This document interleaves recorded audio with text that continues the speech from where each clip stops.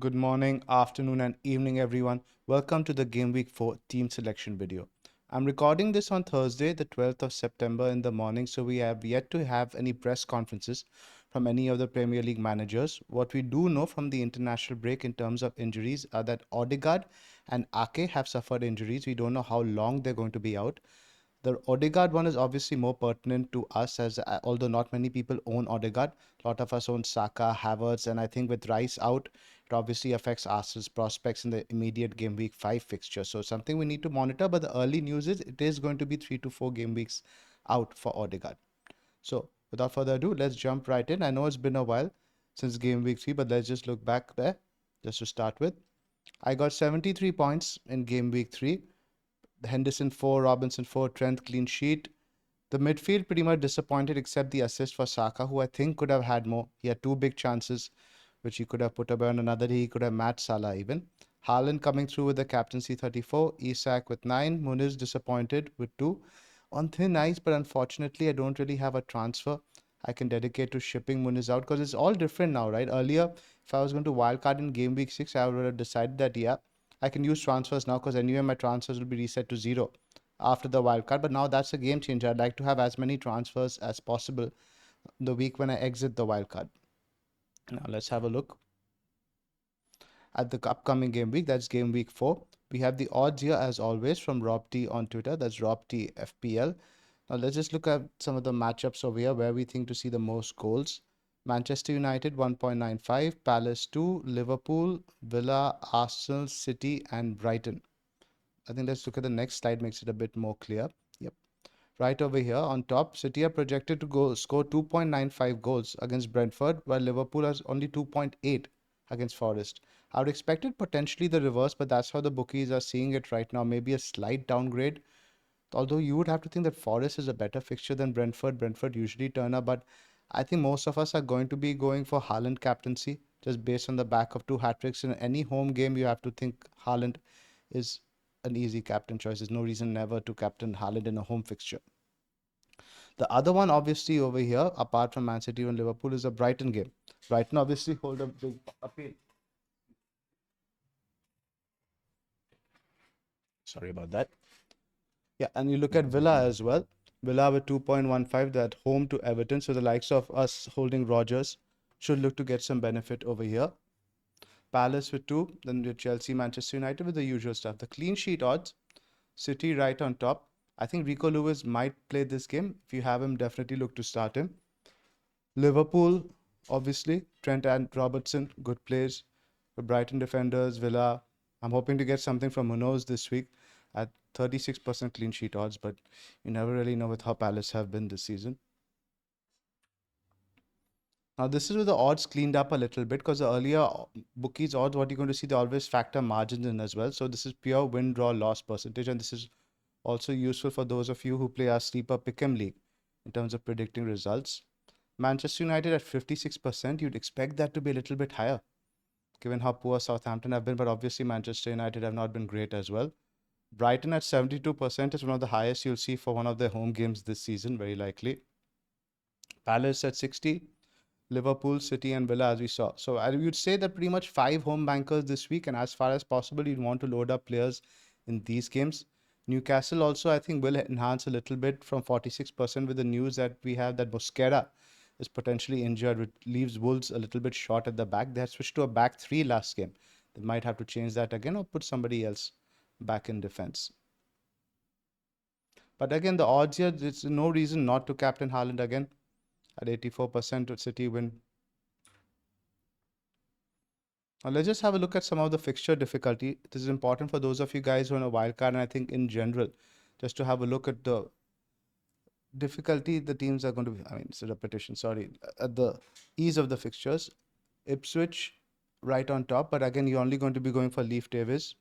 Villa's run is really good. We have to see how Champions League will factor into the picture, but I think it will have an impact. I think Duran is going to see some minutes. Will Watkins start every game? We don't know, and he's another one we don't know about the injury yet. We haven't heard anything from Emery or seen Watkins in training after his international withdrawal. West Ham fixtures get a lot better soon. There's news that Fulkrug might be injured, in which case you might see Bowen go up top or Antonio. Bowen's one on my radar. Palace, again, is a mixed bag because you see them in fifth over here. The next two fixtures are good, but Everton away, then Liverpool, Forest, Tottenham. You don't mind holding someone like Eze, but in terms of defense, I would be looking to jump off in a couple of weeks at least. Leicester have some appealing home fixtures coming. You could look to get in a 4.1 fares defender for that period. Now, Brighton, you have to be a bit cautious about loading up too hard because after Ipswich and Forest is Chelsea, Tottenham, and Newcastle, and then it's Wolves. You don't mind one attacker, but you obviously don't want to double up for this one. Fulham is another team we've all been heavily invested in. I think the next three are decent, but it does get a little bit tougher after that. Even with Liverpool, a lot of us are looking at Salah to Saka potentially in game week 6. I'm not sure I'll be making that move. It's in my mind. And obviously, this season we have to chase higher ceilings, right? We can't obviously own all the good players. I've cited an example in my Scout article this week. Like, would it surprise me if Haaland scored a hat trick against Arsenal? No. Haaland is capable of hat trick in any fixture, but do I think it is more likely he scores a hat trick against Ipswich than he does against Arsenal? Yes. So that is a similar principle you need to apply while moving around big hitters this season. I made a couple of wildcard drafts for you guys on a game week 4 wildcard. Now, this is slightly different from what I showed on the pod. I still like that structure a bit more, but just a bit more variation in this one to give you a very strong defense. And the idea is to get some Arsenal and Brentford in for the fixture swing that's coming in game week 6. A lot of people who will be wildcarding that week are going to be having maybe 2 or 3 players from each of these teams. So you want to have at least a few transfers in. That's why I've gone with Flecken in goal. I think the next two fixtures obviously aren't great, City and Spurs, but the run after that is quite decent. Could rack up a few saves. You could go for Areola as well. West Ham's fixtures perk up a bit and you get the double up. There's Verbruggen from Brighton. The next two gives you that immediate upside. But then the fixtures after that, not great. But I think they're probably a side we're ignoring this season defensively, primarily because we have a bit of De Zerbi bias. So apart from Flecken, I've gone Greaves as a 4.0. Konza and Dunk primarily to play the next two home fixtures. They both have, I think, Everton, Wolves, Ipswich, Forest. So you can get that sorted. It allows you to bench Gabriel for Spurs and Man City, and you play Trent obviously in all those weeks. So it's a solid defense. It gives you all home games. With Flecken, obviously, you don't look at for the next 2 weeks. Then you look at midfield. It's Rogers, Luis Diaz, Eze, Salah, and Mitoma. Up top, it's Joao Pedro, Haaland, and Wissa. Now you could obviously switch Wissa and Luis Diaz around for like a Boomo and a cheaper forward. The idea is over here that Wissa gets benched when Rogers plays this week, and then after the Brighton fixtures get a little bit tougher, you could probably play Wissa over there. But now I think you would probably still have to play Joao Pedro or Mitoma in the tougher fixtures. You can choose to go with even one of them, but in this wildcard, what's different from the one I showed on the pod is I'm attacking the short term a little bit more. The upside is so much for Brighton in these upcoming fixtures. I think we could get big hauls from Mitoma and Pedro, and you want obviously some immediate benefit from a wildcard, right? You don't want to plan too far in advance. Couple of caveats over here. Obviously, international duty. Luis Diaz played for Colombia late on Tuesday night. And the thing is now Liverpool travel to Milan on Tuesday. So that's something we need to keep an eye on. I still think Diaz starts, but reduced minutes could be likely. Something to watch out for. Joao Pedro, I think, is a bit less of a concern. He played only 45 minutes and he's so talismanic now for this Brighton side. Not in terms of his pure attacking quality, but in terms of what I've seen he brings to the team. I think he will very likely play. Again, we might see a sub off, but I wouldn't worry about the minutes for Joao Pedro this week unless we hear something from Hurstler to the contrary. I've made another draft over here with 3 premium for those of you guys looking to own Salah, maybe Salah, Haaland, and Palmer along with Trent. The idea is Palmer that way can be moved on to Saka in game week 6 without having to lose either Haaland or Salah. But I really don't like the sacrifices over here. So the goalkeepers remain the same. The 4.1 defender, you can go with either one, Greaves or Fez. Now I put 4.5 million Leaf Davis in over here. Rico Lewis, Konsa, and Trent. So the two changes you're seeing here primarily are Leaf Davis and Lewis. The idea being that Leaf Davis is a very solid backup in case Lewis doesn't really play. You always don't mind Leaf Davis coming on in any game because he just has any attacking potential, could get something of a set piece, open play, etc. But it's not an inspiring defense at all without any Arsenal in there, who you will want for 6, 7, 8, and generally for the long run. You want an Arsenal defender for at least the next 20 game weeks. In midfield, obviously now the problem here over here is that Rogers now becomes your 7th attacker instead of the 8th. Your bench depth is reduced. Winks comes in. You move Eze on to Palmer. Boomo sticks over there. You can put Boomo down to Eze as well, but again, this is preparing a little bit down for the fixtures that are to come. But again, with this over here, if you go with Boomo and Wissa, you sort of have to play at least one of them or both away in the next two games. Doesn't feel great. Up top, Pedro, Haaland, and Wissa, the same as the last one. So it really sacrifices in 3 or 4 positions, but those are big sacrifices. And in terms of the long term, it just looks a bit short, right? You're stuck with this squad for a long, long time. You want a bit more stability. Here it feels like if just one or two pieces go wrong, you could be taking hits maybe 1 or 2 weeks right after the wild card. So I'm not really in favor of this. Now, this is my watch list.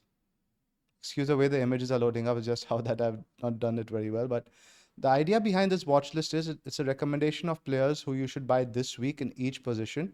Now, again, I've distributed the price points a little bit. I didn't want it to be only premium assets, and Haaland and Salah will not be featuring on this watch list because they are very obviously the two best premiums to buy. In amongst goalkeepers, I think if you're buying right now, Martinez with the run appeals a lot. Long term, Rea is great. Flecken also if you want a cheapie, or you go for Areola. In defense, you have two Liverpool fullbacks, Konsa, Lewis, and Robinson. Robinson one I was debating a little bit. I'm not so convinced. I think Fulham's boat might have sailed. In midfielders, it was pretty close between Palmer, Saka. Now we also have heard that Foden is back in training. He might be a factor in our thinking very soon. But for now, Palmer's in there. Rogers is the best budget mid. Diaz and Eze in around 7-ish bracket, and Mitoma. Up top, Watkins, obviously a bit of a doubt, something to watch, but with those fixtures coming up, I think Watkins has potential to go big. Joao Pedro with price and fixtures. Jackson with Chelsea's fixtures, and I think with us giving him a long contract, not signing another forward, great option. Mateta for the next two home games, particularly game week 5. And then we have Kai Havertz, who probably would be a little bit higher if not for the immediate two fixtures. He's going to be shooting up the watch list every week now. Now, before I talk about my changes, I just want to talk to you guys about the sleeper draft that we did. Now, you guys have heard about our PickEm League. We mailed out 4 jerseys. Pras has already got his. The other 3 guys will be receiving them soon. The Discord League has 3 free jerseys for the manager of the month every week, and we'll be doing one for the general league. You can join the PickEm League by using the QR code you see on the screen, and you can download the app as well. But I think one of the most fun experiences I've had recently was doing this draft with other content creators like Bakar, the Black Box guys, Mate, Salah, Gianni, Holly, and FPL Family, and Andy. So the advantage, so Pras, LR, and I, we are co-managing a team, and I think it's a bit of an advantage that we have 3 people versus 2 for Black Box, because there's always a clear decision divider.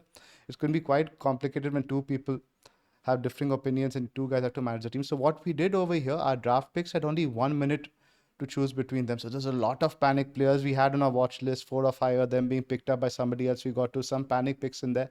But the advantage of this format obviously is that you can afford X minutes risk. You can change players out after seeing lineups. So we balanced our team a little bit. We went for Joao Felix, we went for Raheem Sterling, along with a few steady Eddie picks like your Saka, Pedro, Kudus, Leaf Davis, Kukurea, stuff like that. So it's a good balance. I'm quite confident about our squad. It's a lot of fun doing this, and I really recommend you get on with doing this with your friends. It's a nice parallel game to play apart from FPL, and the interface that Sleeper have, I've been very impressed. I've played a lot of draft games over the years. The app is quite cool. You can do 2-for-1 trades, put players on trade blocks, etc., etc. Very seamlessly compared to most other apps. Highly recommend the experience. You can download it clicking the link on the QR code and also in the description. So up down to my team. I've got Henderson in goal, Trent, Munoz, and Robinson in defense. Jota remains. Salah has come in at the expense of Saka for a free transfer. Gordon, Rogers, Haaland captain, Isak Muniz. On the bench are Winks, and Johnson is pretty much non-existent.